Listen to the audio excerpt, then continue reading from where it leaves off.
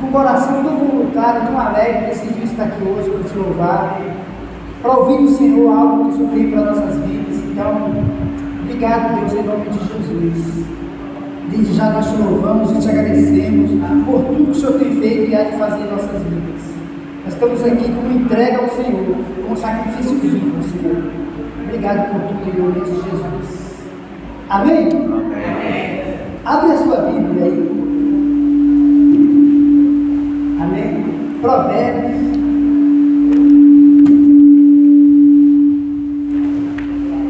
24, 6.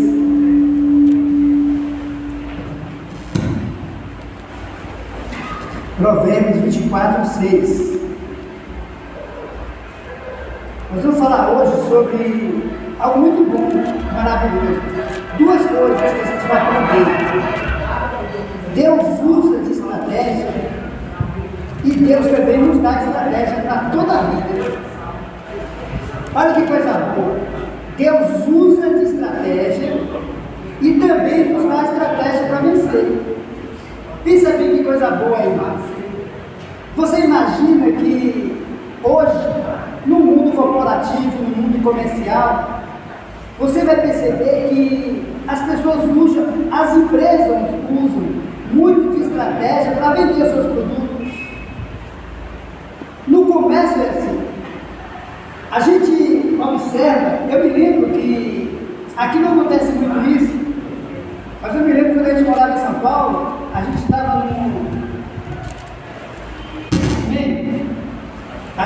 nos supermercados e quando a gente via lá as pessoas distribuindo coisas para você experimentar, degustar alguns produtos.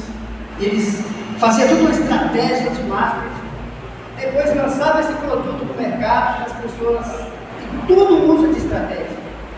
Os comerciais têm estratégia para vender os produtos. Então, eles buscam as coisas mais íntimas das pessoas para poder vender os seus produtos. E a gente percebe que hoje, a gente vai perceber aqui, muitos sábios dizem assim, olha, uma guerra se faz com o quê? Sábias orientações. Amém? Não entendi. Com sábias orientações, e a vitória é alcançada com muitos conselheiros, ou com muitos conselhos. Você vai imaginar que uma guerra, ela não é declarada uma guerra, não. Uma guerra tem muita estratégia por trás. A gente vê a guerra da Ucrânia, a gente só vê o lado sentimental da guerra, pessoas que morrem, famílias que morrem, mas a gente não sabe por trás o que está acontecendo ali, qual a estratégia de cada país para lançar uma guerra. Ninguém gasta milhões numa guerra sem uma estratégia. Tem que ter um plano, tem que ter uma razão para fazer isso. Então ele está dizendo aqui, olha, que uma guerra se faz com sábias orientações. A Bíblia diz que onde não há conselhos também fracassa seus projetos. Por que a gente está dizendo isso? Olha que coisa que a gente vai se orientar hoje aqui, as coisas muito simples, mas de um Deus que é sabedor de todas as coisas. Deus conhece e sabe todo o nosso futuro, sim ou não?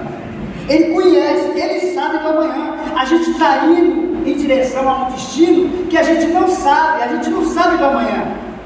Então por isso que em todas as nossas decisões, como a gente não sabe quais são, o que sobrevém amanhã, então a gente tem que o tempo todo pedir orientação a Deus. Como é que faz para vencer as guerras da vida? Talvez hoje, olha o que Paulo diz.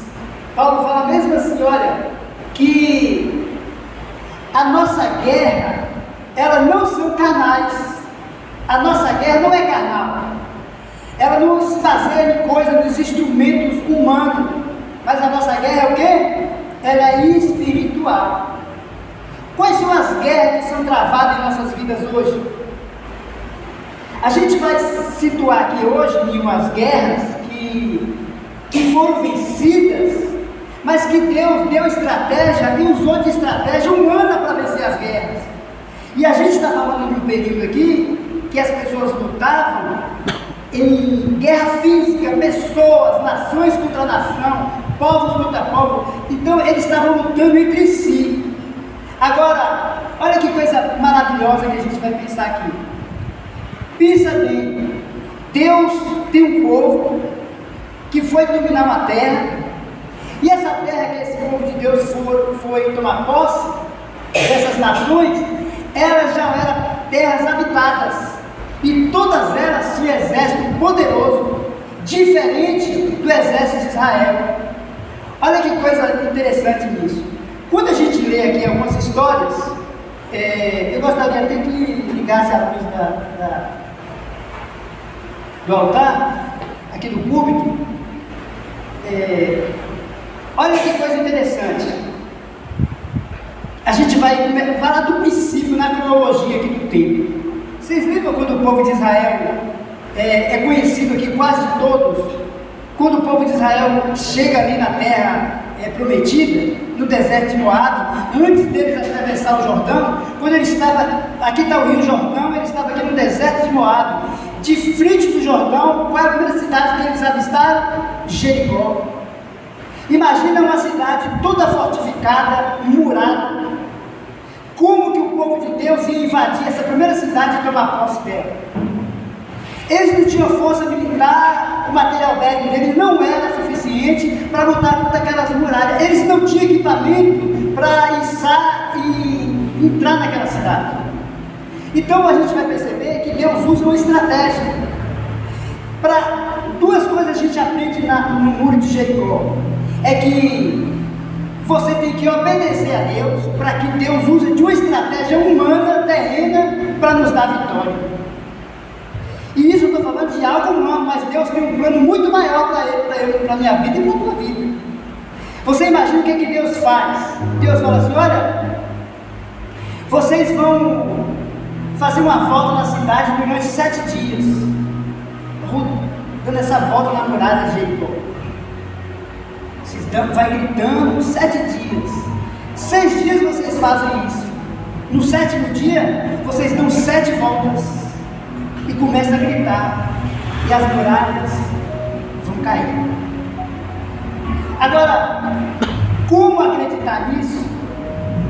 O difícil é você olhar para algo físico, concreto, substancial. Você poderia chegar na muralha e tocar, e olhar para cima e falar assim: meu Deus, para derrubar essa muralha aqui tem que ser um exército muito poderoso. A gente não tem força para isso.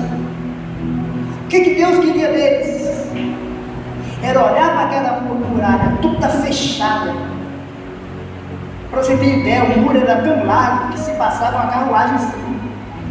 Morava gente em cima do muro, construía casas. Como derrubar o muro daquele? O que Deus queria suscitar no coração daquelas pessoas? Acreditar que aquilo cairia e depois obedecer e dar a volta. Você imagina um monte de gente na volta da cidade. Será que vai cair mesmo? Tipo assim, isso aqui vai cair como? Aí alguém mais curioso chegava lá e: Deus, nem treino para bater isso aqui. Como que na volta vai cair? Mas era a estratégia de Deus. O que Deus queria implantar na mente daquelas pessoas? Só obedece, deixa que eu faço. O problema não é de vocês, é meu. Você entende isso? Como Deus é bom. Tudo bem. Só que a gente tem que lembrar que Deus dá uma estratégia para um, dá uma estratégia para outro. Foi no mundo aqui. Às vezes você vai chegar e vai falar assim: não, eu vou empreender algo, vou vender banana na feira. Aí você pensa assim: Senhor, mas já tem 10 que vende banana. E os caras vendem bem. Eu conheço um que vende muito. Ele tem um carro, uma Fiorino, todo plotado de banana. Eu vi essa semana. E o cara entrega as bananas, ele compra as bananas mais bonitas, mais excelentes. Ele tem um poder de venda. Olha você ter a estratégia que o cara usou. Tem todo tipo de banana, mas ele vai lá no Ceasa, no mercado, ele vai lá cedo, ele só compra as mais bonitas. Parece que aquela que passou, que era para exportação e não foi, ele comprou. Ele vende, ele usou uma estratégia humana para vender as coisas. Ela tem 20 vendendo, mas o cara tem uma estratégia mais do que o outro. Não vou fazer isso. Eu conheci um cara no Rio de Janeiro, passou um dia no jornal, o cara vende amendoim, todo engravatado, não sei se você já viu isso. Ele todo parecendo um lord inglês. Mas ele queria achar, como todo mundo vendia amendoim, todos esbagaçados, ele começou a fazer a diferença, ele começou o farol vender amendoim de paletó e gravata, tá vendo? Que coisa terrível. Quem que vai comprar? Mas as pessoas começaram a notar que ele queria chamar a atenção e comprou, não porque o amendoim talvez era o melhor, mas ele falou assim, eu quero chamar a atenção de alguma forma. Usou a estratégia. Aí eu percebi essa semana que Alfeu não queria descer do carro, né?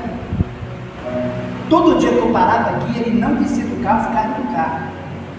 Aí eu falei assim, em cima hoje, ele não é mais inteligente do que eu, vou dar uma estratégia hoje. Sabe o que eu fiz? Olha como é que funciona essa estratégia. Parei o carro lá na esquina, desci do carro, Zima desceu, ele achou que ele ia para algum lugar e desceu do carro. Aí Zima veio por essa rua, dei a volta para outra e parei o carro, ele cheguei aqui sentado. Porque queria ficar no carro, não queria descer.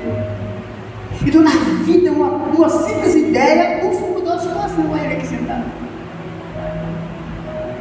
Você entende isso? Olha que coisa terrível. Tudo bem, eles obedeceram a Deus, deram seis voltas, cada dia uma volta, no sétimo, 7 voltas e as muralhas caíram e eles assistiram aquilo e viram. Então eles nunca iam contar, falaram assim, rapaz, você viu que nós juntamos 10 mil homens, a gente foi lá e quebrou o buraco, derrubou o muro e depois a gente foi arrancando pedra por pedra não tinha como eles não atribuir isso a Deus.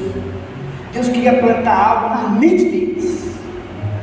Tudo bem, eles tinham uma tarefa para cumprir, apossar aquela terra. Olha o que Deus faz. Deus já tinha prometido para Abraão que eles iam para uma terra. Deus tinha falado isso 800 anos antes, lá em Gênesis 15, que eles iam tomar posse dessa terra. Só que eles acharam que chegava lá, já ia chegar lá, as casas estavam tudo prontas, tudo beleza, só ia tomar posse da terra. Deus falou isso mesmo. Eles só não sabiam que a terra já tinha cheia de gente, tinha um lugar que era gigante. Tomar posse de uma terra que já morava gente. Agora, por que Deus manda destruir todo mundo e tomar posse da terra? Porque aquelas pessoas que habitavam aquela terra já não tinha mais jeito de salvação. Já tinha chegado o limite de Deus. Já tinha passado a 4ª geração e eles não mudaram de vida. Por isso que Josué entra destruindo tudo. A primeira cidade destruída qual foi? Cidade de Jericó. Com a segunda cidade que as pessoas iam destruir, a cidade de Ai, uma cidade pequenininha.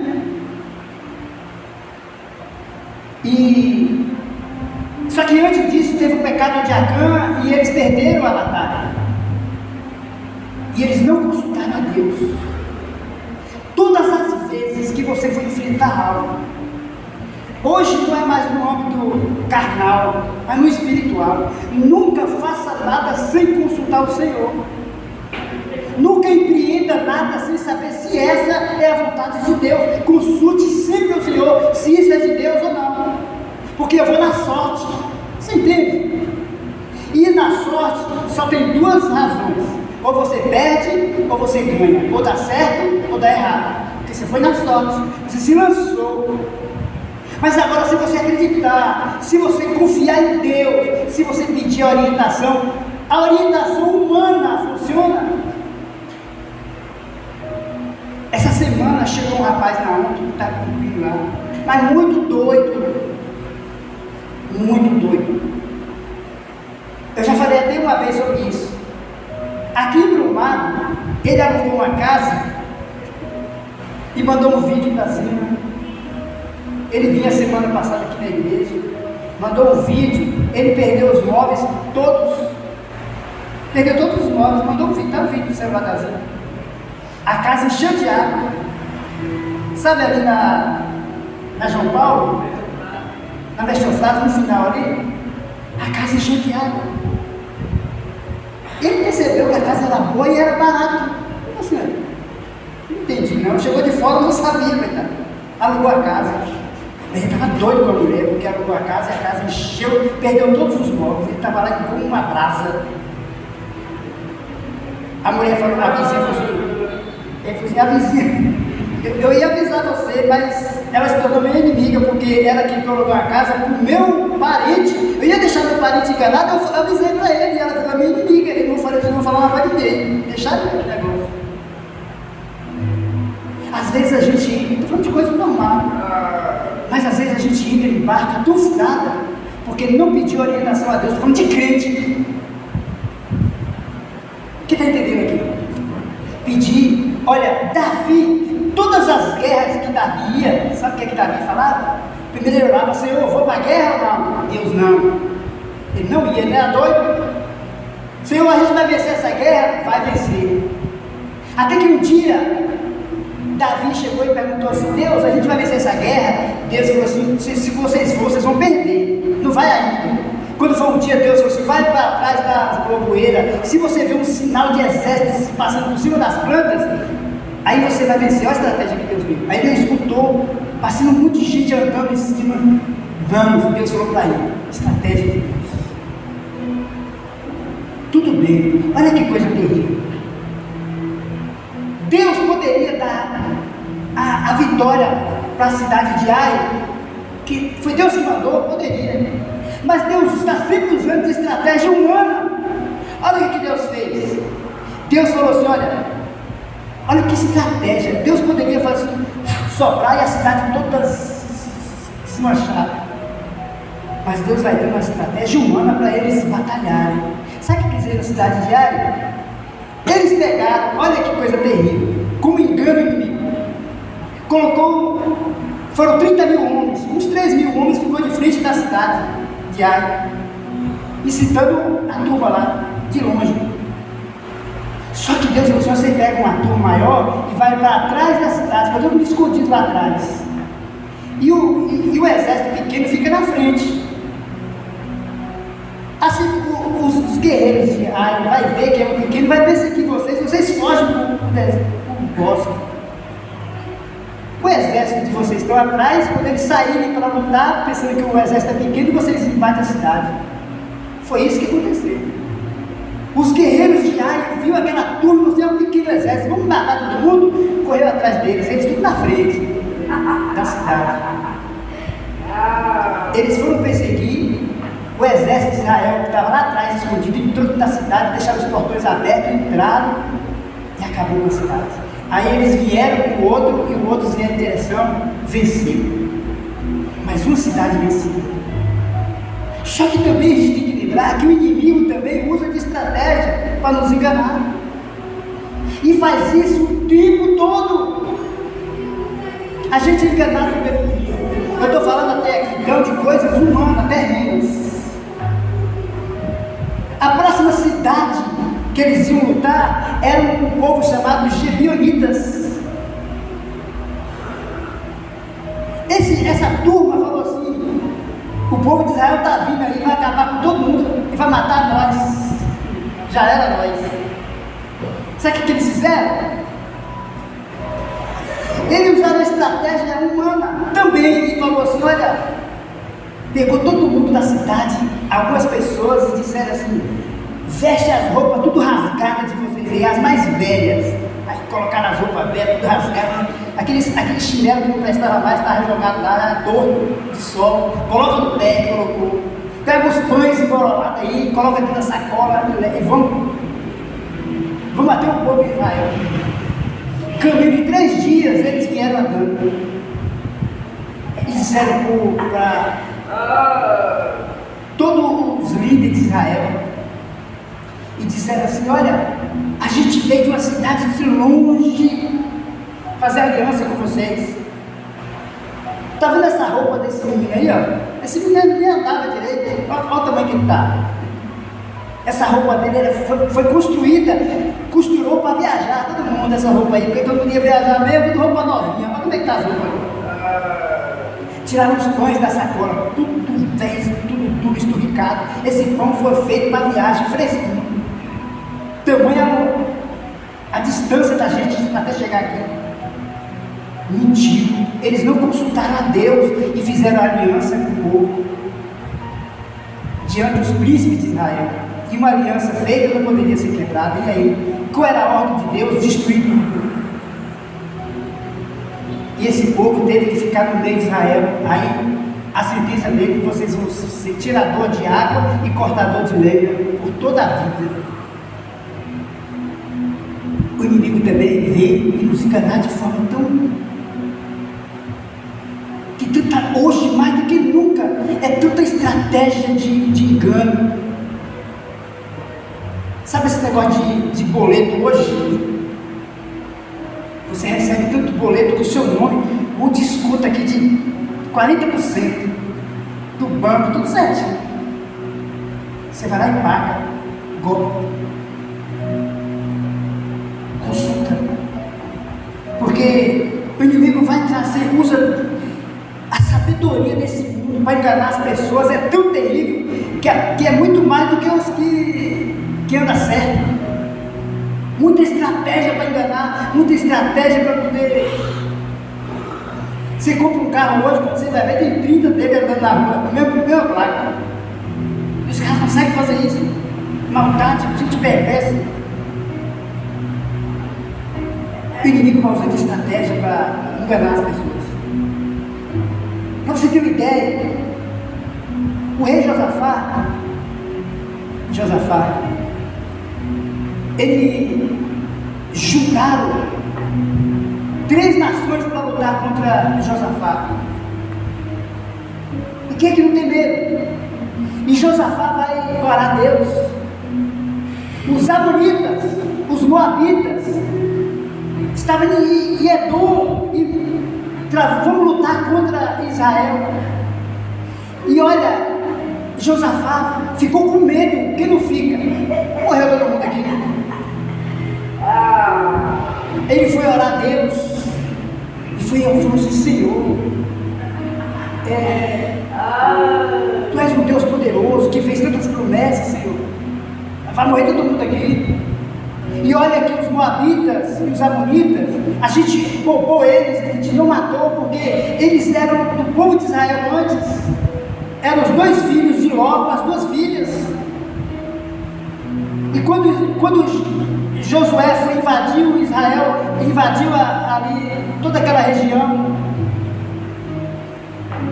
para matar todo mundo, Deus falou assim: não mexe nem com os moabitas nem com os amonitas, porque Deus tinha feito uma promessa, Ele tinha dado a terra a ele como possessão. E mais tarde eles se revoltaram contra o próprio povo de Deus para destruir. Josafá teve uma estratégia, chamou tudo Israel, até as crianças de peito. Essa história é tão maravilhosa, eu não sei que hora é agora. 8h20. 2 Crônica 20:22. Só para a gente ter uma ideia qual foi a estratégia que o rei Josafá usou com o seu povo para vencer essa guerra, porque é uma guerra perdida. 2 Crônica 22.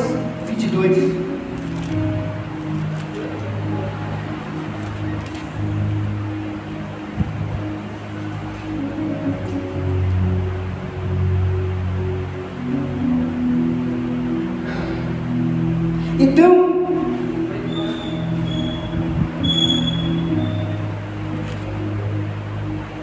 é, 22.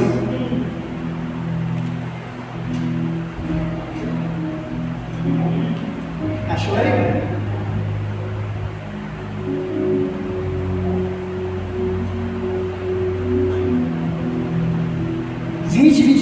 Olha que coisa incrível. 20, limite de Deus. Então, o tempo todo Deus vai dando estratégia para a gente segui-lo. Porque Deus dá uma estratégia para um, uma estratégia para outro, uma maneira de um, uma maneira de outro. Olha que coisa incrível. Vai dizer assim, olha que coisa simples isso aqui, mas de um valor para Deus. Como é que Deus viu isso aqui? Quando o rei Josafá tinha terminado de orar, explicado para Deus, falado para Deus, ele vai lembrar a oração do rei Salomão, que Deus, olha, que Salomão tinha orado com Deus, ele lembrou Deus, foi lembrando Deus na sua oração, tudo, até chegar a esse ponto aqui, quando começaram a cantar e a entoar louvores, o Senhor fez o quê? Fez o quê? Contra os homens de Amon e de Moabe. Então o que aconteceu? Aquele exército poderoso começou a lutar entre si. Olha que coisa terrível. Um matar o outro. Quando o rei Josafá chegou lá com o seu exército, não tinha mais ninguém vivo, eles tinham lutado entre si e um matou o outro. Eles só foram lá para pegar os despojos, 3 dias para levar os bens deixados, e ele não conseguiu levar tudo. Você entende? Quem luta por mim, por você, em todas as batalhas, quando eu tento fazer isso, quando eu acho que eu posso, quando eu acho que eu consigo, Deus fica esperando até você chegar até onde você vai. Mas quando humildemente você diz, Senhor, isso aqui é maior do que eu, Senhor. Senhor, isso aqui, daqui para aqui, eu não vou mais, eu vou me arrebentar, eu não consigo. Então está nas tuas mãos, Senhor. Só você ter uma ideia, quando a gente vê aqui que ele começa a cantar e tudo acontece de uma forma tão milagrosa, e a gente vai usando essa estratégia. Juízes, capítulo 7,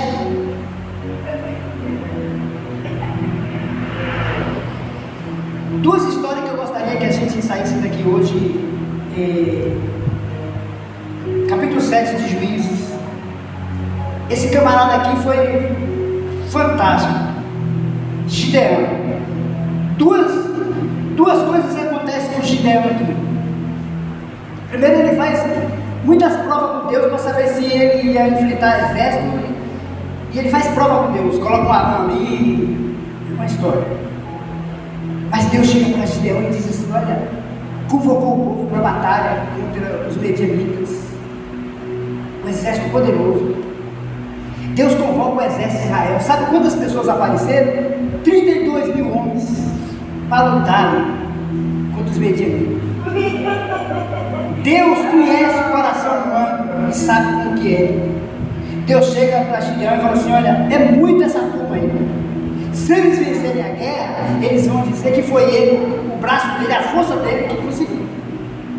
Olha que Jeremias diz que maldito o homem que confia no seu braço, né, na sua força, se torna maldito. Sabe o que aconteceu aqui? Deus falou assim, olha, pede para os covardes e os medrosos voltarem.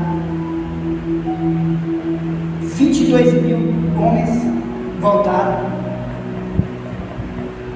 No exército de 32 mil, 22 mil pessoas iam no embalo dos outros, mas o coração estava com medo e nem confiava em Deus. Imagina um decreto, assim, olha, Deus chega aqui nessa igreja e fala assim, ó, os medrosos e os covardes saem aqui da igreja. A pessoa, você olhar para você e falar assim, eu acho que eu sou esse cara, eu sou mulher, eu vou embora. E embora você se intitular covarde, medroso, isso não é ruim? Isso é ruim demais. 22 mil homens olharam para si mesmos e disseram, eu sou esse cara, vou embora. Ficou 10 mil homens. Desses 10 mil homens, Deus disse assim ainda, é demais ainda, pega esses 10 mil, leva lá no ribeiro. Os que abaixarem a água, joelhar, beber água igual um cachorro, vocês separam. Desses que beberam a água, beberam a água com o cachorro, foram 300 homens. Aí Deus diz, qual a estratégia que Deus usa? Leva lá na água para beber. Aqueles que beberam a água com o cachorro estavam muito atentos ao que estava acontecendo em volta, se prepararam para a guerra. Mas eles não eram suficientes para a guerra, mas era a estratégia de Deus. Deus pega esses 300 homens e fala para Gideão. Deus pega esses 300 homens para lutar contra os medianitas e separa ele em grupo de 3, de 100, 300 homens. Sabe o que? Olha a estratégia que Deus usa. Olha, Gideão, você pega uma tocha e coloca dentro desse vaso. Você imagina eu pegar esse gasofilaço aqui, ó, 300 homens com 300 gasofilaços desses. Aí no escuro, imaginou aí, eles pegaram uma tocha e para acender aí dentro, e mais 100 com a trombeta dentro, e 100 com vasos de barro dentro. Aí o exército do inimigo acampado, os caras eximem guerra, todo mundo acampado, esperando para lutar contra o povo de Israel. Olha a estratégia que Deus usa. 300 homens. Os homens tudo acampado, sem esperar, de repente, 100 homens de um lado, 100 homens de outro, 100 homens de outro, 300. Quando Josué dá um sinal, eles tiram as tochas de vez de dentro do gasofilaço. Acende tudo de vez. E todos tiram as trombetas, 100 trombetas, tocando tudo de vez. E 100 quebrando os vasos do barulhão de vez. Imagina aí o exército inimigo. Achou que estava vindo um exército poderoso de todos os lados, aquele barulho tocando, aquelas tochas. Eles começaram a lutar entre si. E um matou o outro. E eles vencem a guerra com essa estratégia. Você entende o que Deus vai fazer?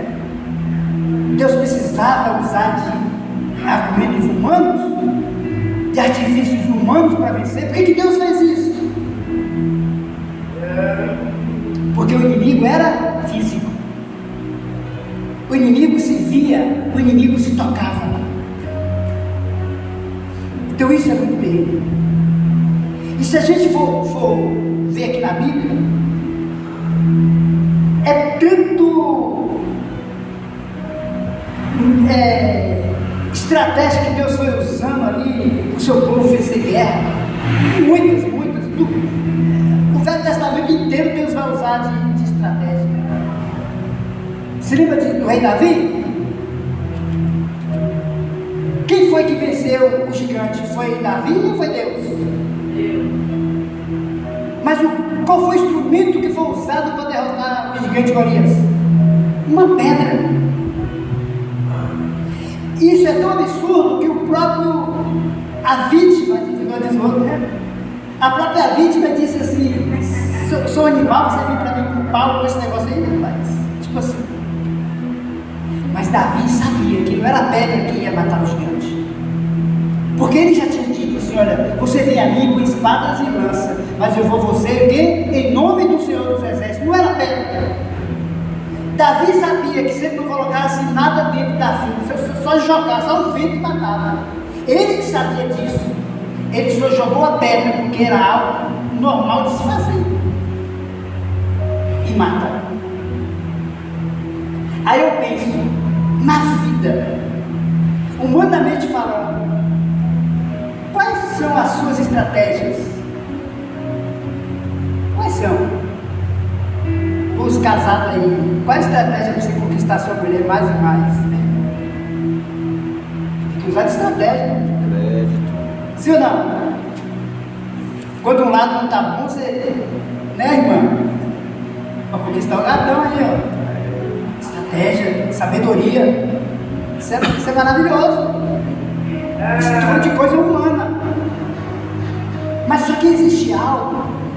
Quando a Bíblia diz que, Paulo diz que as armas da nossa guerra não é carnal. Por que Paulo cita isso?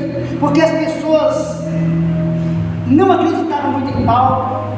Falava assim que nada, rapaz, quando você escreve uma carta, você é gigante, você fala o que quer. Agora, quando você está aqui, você é um gatinho, você não fala nada. Tipo assim, Paulo diz assim: olha para mim, é que as armas da minha guerra não é a que vocês estão pensando. Elas são poderosas em Deus para desfazer mentira e sofisma, que é a mesma mentira. Então, quando a gente olha para isso, como a estratégia que Deus tem nos dado para vencer hoje, lembrando que a nossa guerra hoje não é mais física, não é mais humana, não é. E aí, melhorou ou piorou? Se alguém disser para eu e você, fala assim: olha, tem nessa rua aqui, tem uma vizinha ali que deixa o portão aberto e tem um cachorro. Isso é terrível. O que é que você faz?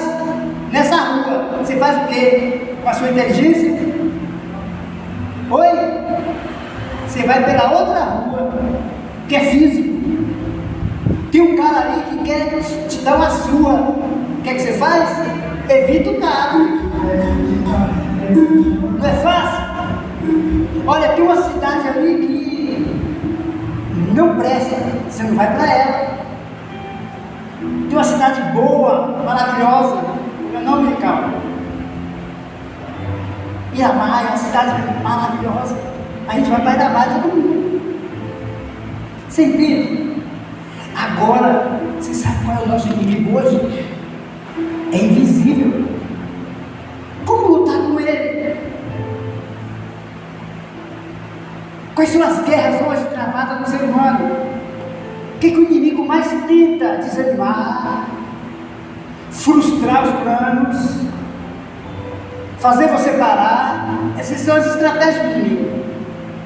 Dizer que você não vai conseguir, que não vai dar certo, que não tem como. Olha para você, olha quanto que você ganha. Você quer comprar um Audi, você ganha só um salário mínimo. Tipo assim, né? Vai mostrando para você uma realidade. Só que você fala assim: você não sabe o Deus que eu sirvo, inimigo. Aleluia. Abre a sua Bíblia, Efésios.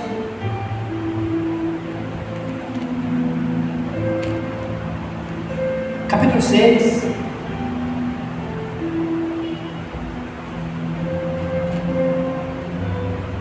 Olha o que Deus diz. Qual é a estratégia que Deus nos dá para vencer o inimigo invisível?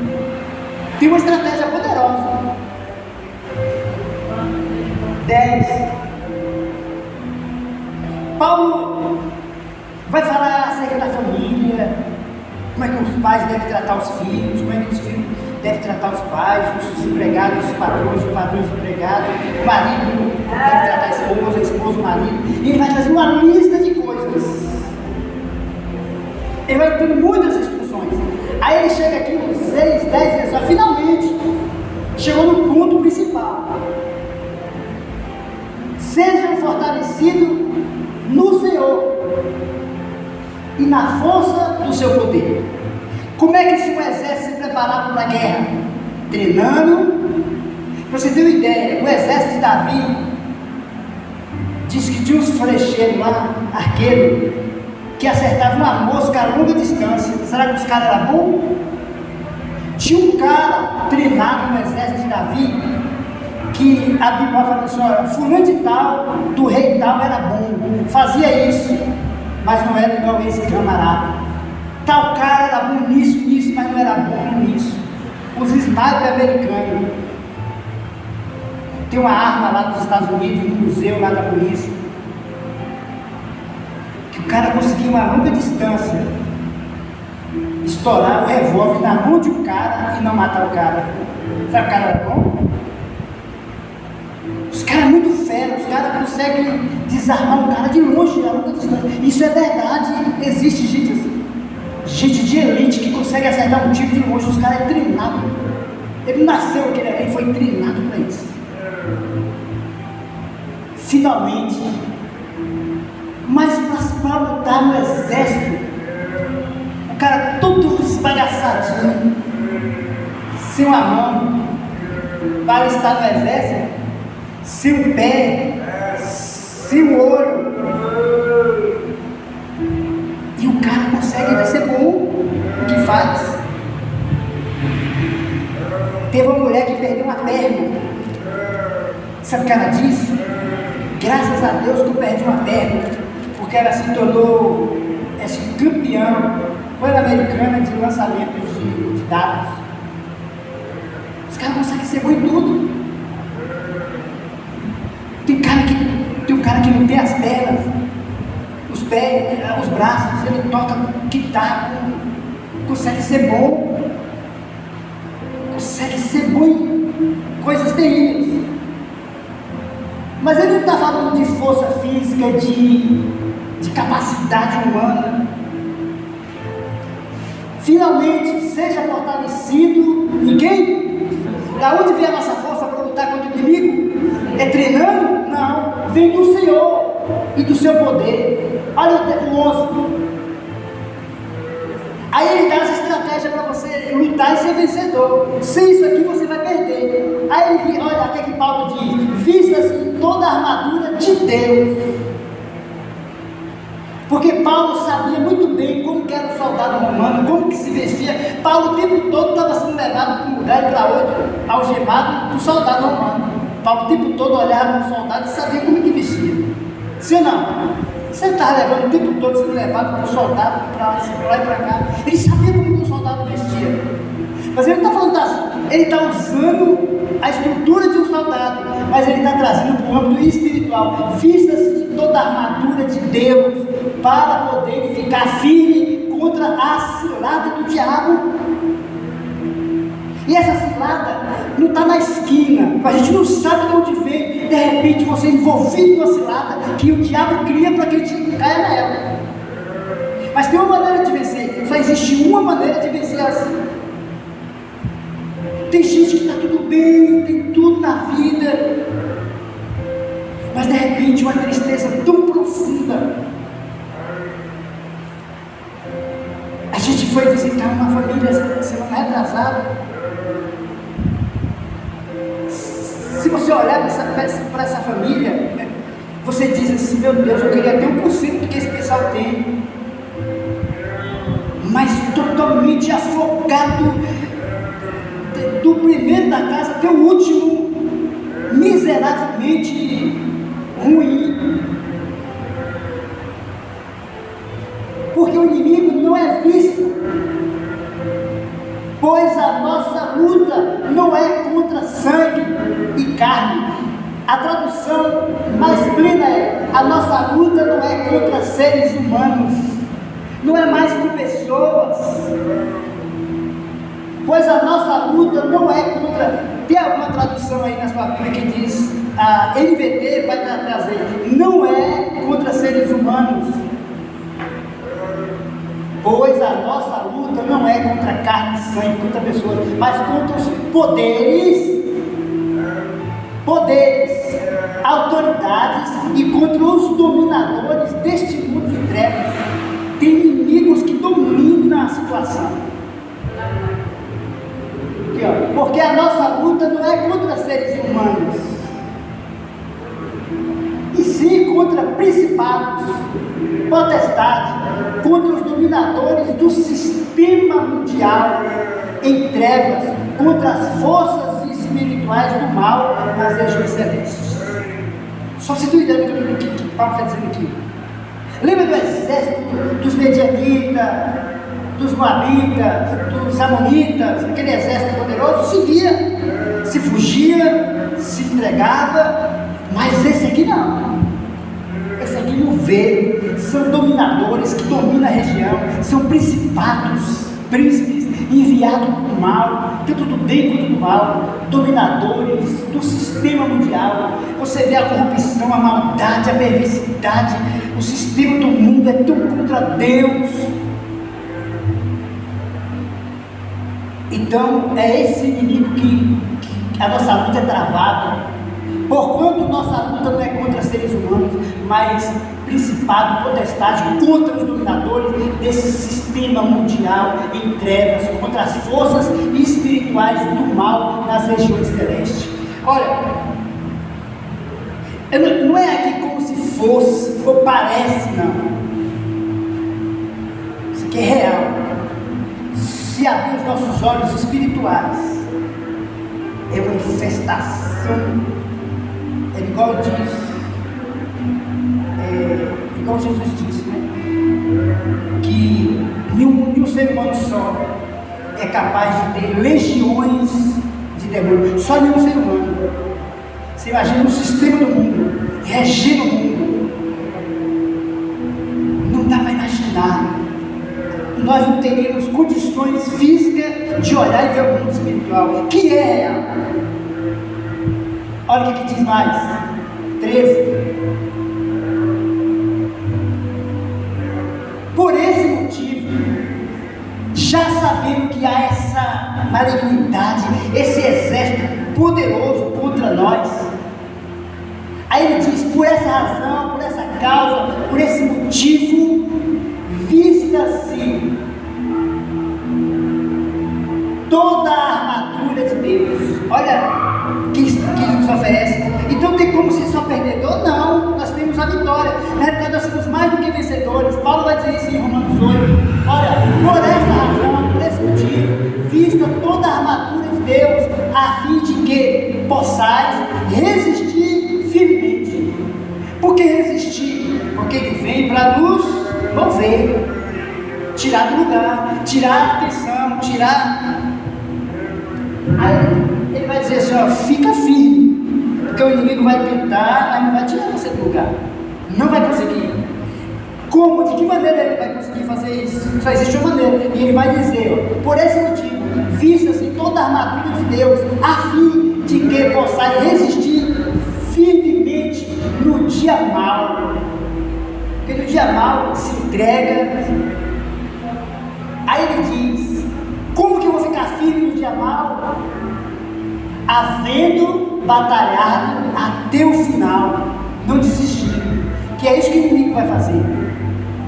Permaneceis inabalável, sem retroceder.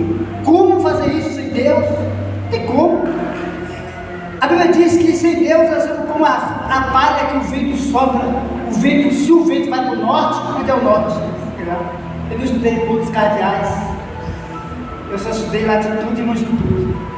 Mas se a gente vai pensar aqui, ó, o vento sopra para o norte, vai para o norte, o vento sopra para o sul, vai para o sul. Não, mas ele diz, olha, por esse motivo, vista-se toda a armadura de Deus, a fim de que possais resistir firmemente no dia mau, e havendo batalhado, feito isso, até o fim, permaneça inabalável, sem retroceder, não volta atrás, fique inabalável, fique no lugar. Estais, portanto, firme, trazendo em volta da cintura o que? A verdade, investindo a couraça da justiça, seja justo, seja reto, é aquilo sem ser mais nem menos. E ele vai dizer, calçando os vossos pés, coloca lá na NVI. Volta aí a NVI, para a gente entender algo aqui. Olha, vista-se toda a armadura de Deus para que possa resistir o dia mau e permanecer inabalável depois de ter feito tudo. 14. Assim permaneçam firmes, cingindo-se com o cinto da verdade, vestido com a couraça da justiça. 15. E tendo os pés calçados com a prontidão do evangelho da paz. Além disso, use o escudo da fé, com o qual vocês poderão apagar todas as setas inflamadas do maligno. Já imaginou uma flecha com acesa na ponta, para matar mesmo? E a gente tem como, além disso, use o escudo da fé. O que é o escudo da fé? É que, olha que coisa mais incrível isso aqui é importante, porque às vezes vem palavras, vem situações, vem coisas que a gente vê que parece que vai derrotar a gente, mas a nossa fé tem que ser muito maior, que dá para você defender tudo que vem, você não atinge seu coração, aí vem pulso de desânimo, aí entra, aí vem a dor, entra, vem tudo que é de mal vai entrando. O que é que o escudo da fé faz? Vai combatendo tudo isso aqui é muito maior, isso aqui é muito maior, Deus é muito maior, e a gente vai vencer tudo. Olha as estratégias de Deus. É essa aqui para vencer o exército hoje, o inimigo das nossas almas. Aí ele diz: além disso, use o escudo da fé, com o qual vocês poderão apagar todas as setas inflamadas do maligno. E aí, olha, use o capacete da salvação e a espada do Espírito, que é a palavra de Deus. O capacete da salvação. Já pensou? Filipenses 4 diz que ele protege a nossa mente contra todo pensamento maligno, todo pensamento mau, tudo que não provém de Deus. Ele protege a nossa mente. Ele está falando que é o capacete da salvação e a espada do Espírito, que é a palavra de Deus. Nós entendemos que somos salvos, entendemos que Deus nos protege e que nos guarda. Toda a estratégia de Deus está aqui. Usa isso e você vai estar bem. Você vai sair do outro lado perfeito. Porque se passar um item desse aqui, você está, como diz o Uruguai, você está lascado. Né? Deixa de usar o capacete para ver. Sabe quantas pessoas morreram porque estavam sem capacete? A nossa irmãzinha ali está treinada de cair de moto, né? É você mesmo, não é atrás não. Esse dia estava toda estrupiada, coitada. Eu não vai cair mais não. Só foi uma vez só. Amém? Mas se a pessoa estiver totalmente protegida, não vai acontecer muita coisa, né? Mas muita gente se arrebentou a cabeça porque estava sem capacete. Meu Deus, por que não saiu do capacete? Porque não tinha escudo, aí entrou a flecha.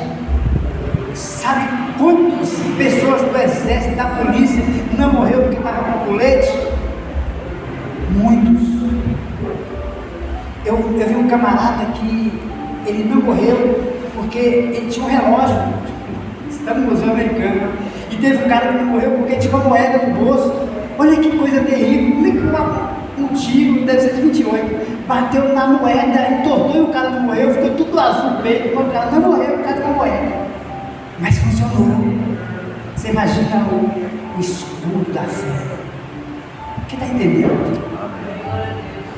Então lembra que a nossa guerra hoje não é mais física, não é mais contra pessoas, é contra o inimigo invisível.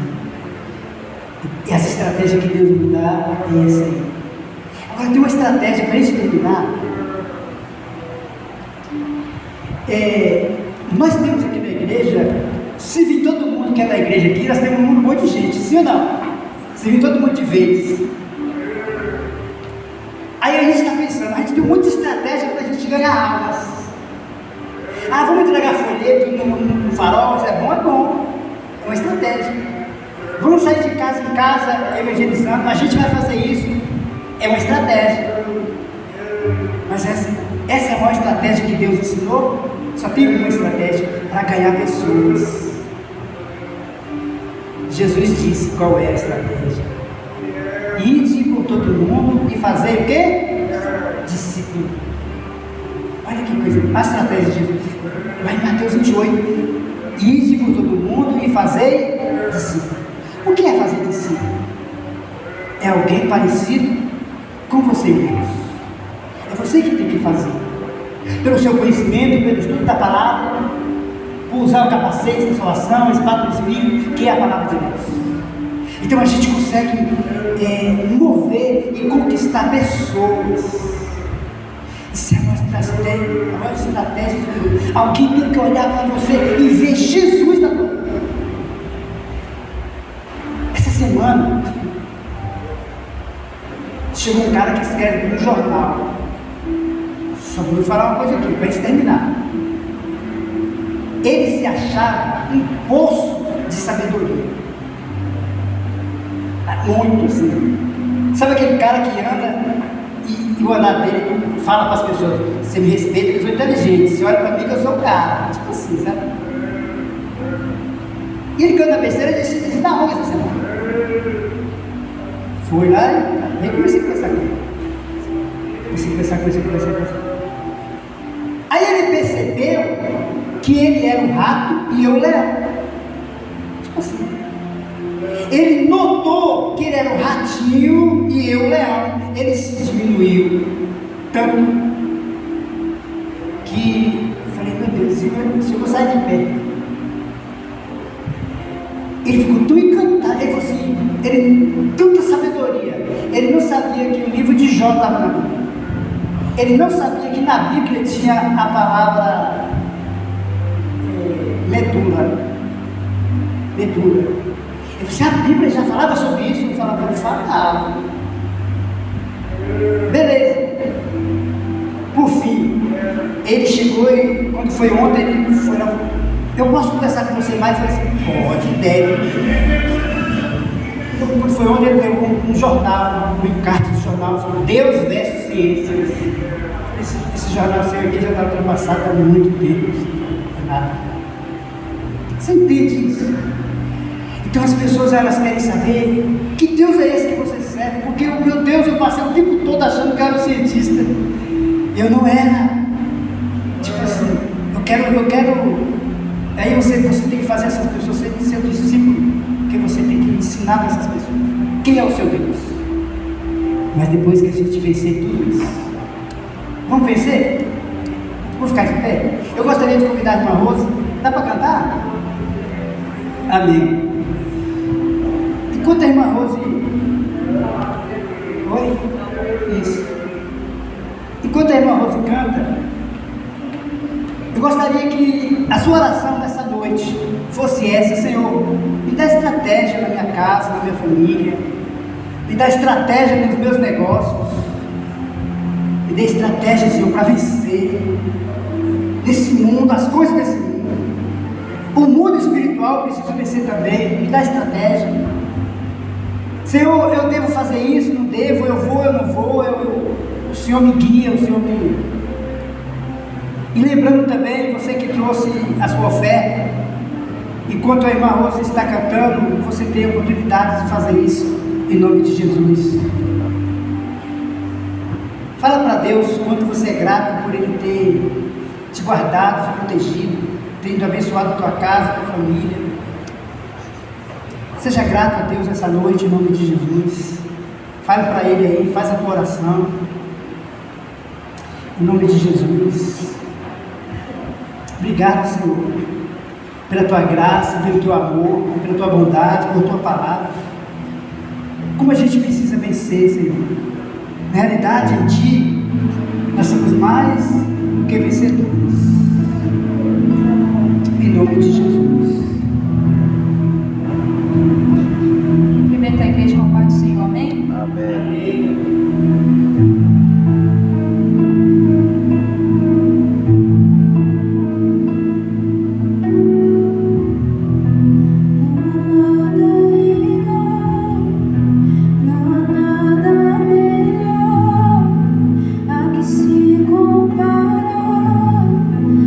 Esperança viva.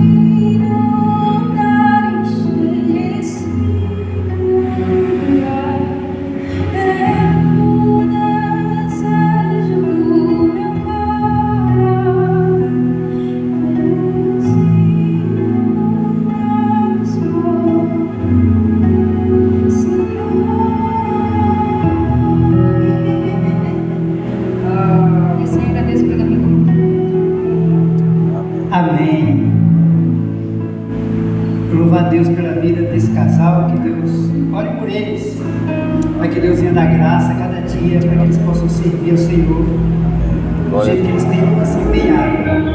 Eu gostaria também de convidar o pastor Cristiano para estar encerrando o culto, e eu gostaria de agradecer aqui o pessoal de Barras Baronas, amém? E era para a gente louvar, entender hoje que deu esses problemas. E a Alessandra, sua esposa, amigão ali, Deus continua abençoando vocês, dando graça, obrigado pela honra de estar aqui nessa noite, em nome de Jesus.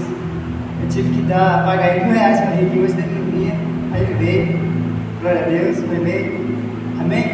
Que Deus abençoe grandemente, gente, a falar aqui de Miriam, Mica, Deus abençoe,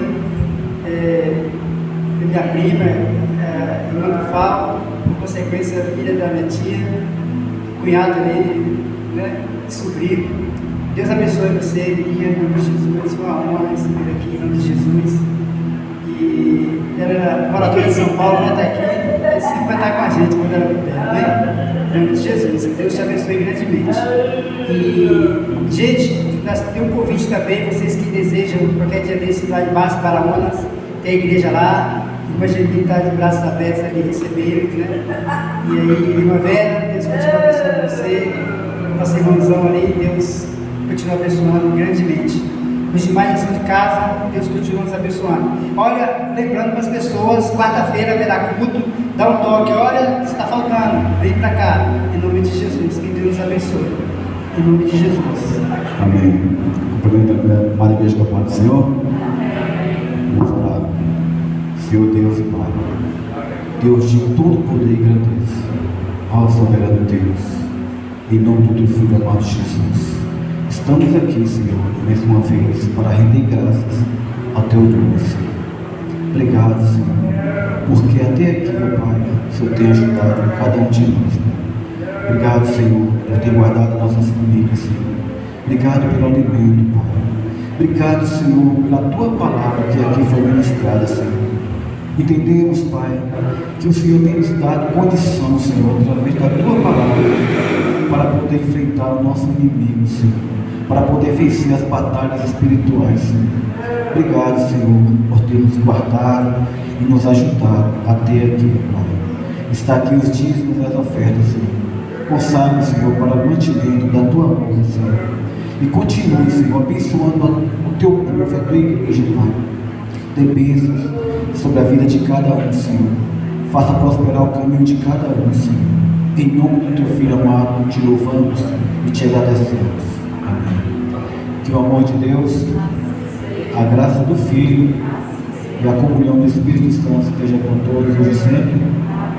Diga para o teu irmão como foi bom estar aqui hoje. E lembrando também, irmãos, vamos orar pela vida aqui do nosso irmão que fez, não é todo dia que faz 54 anos, né? Então, estenda sua vida para cá, fica de pé, vamos orar. Amém. Deus e Pai, está aqui a vida do teu filho, em nome de Jesus. Nós te louvamos pela vida dele, pela honra de ter ele aqui em nosso meio, dele estar te servindo, Senhor. A tua palavra nos diz que aquele que te serve, o Senhor o honrará. E eu tenho certeza que o Senhor há de fazer isso e tem feito isso na vida do teu filho, tem honrado ele em todas as áreas. Então continua, Deus, abençoando o teu filho. Nós te louvamos e te agradecemos por mais um ano que ele completa aqui na tua presença. Abençoando a sua esposa, Senhor, a sua filhinha, dando graças a ele. Venha unir esse casal a cada dia no mesmo propósito do Senhor, que ele venha prosperar em tudo, que o Senhor possa entregar na mão deles muito mais do que eles têm pedido e pensado, Senhor, do poder que opera na vida deles. Em nome de Jesus, obrigado, Senhor, por mais um ano de vida que ele completa na tua presença. Continua dando sabedoria a eles, que eles possam cada dia se dedicar ao Senhor, amar cada dia mais o Senhor. Juntos eles possam te servir de todo o coração. Obrigado, Deus, mais uma data que ele completa nesse dia, em nome de Jesus. Amém e glória a Deus. Amém. Então, abraça o seu irmão. Foi muito bom ele estar aqui hoje.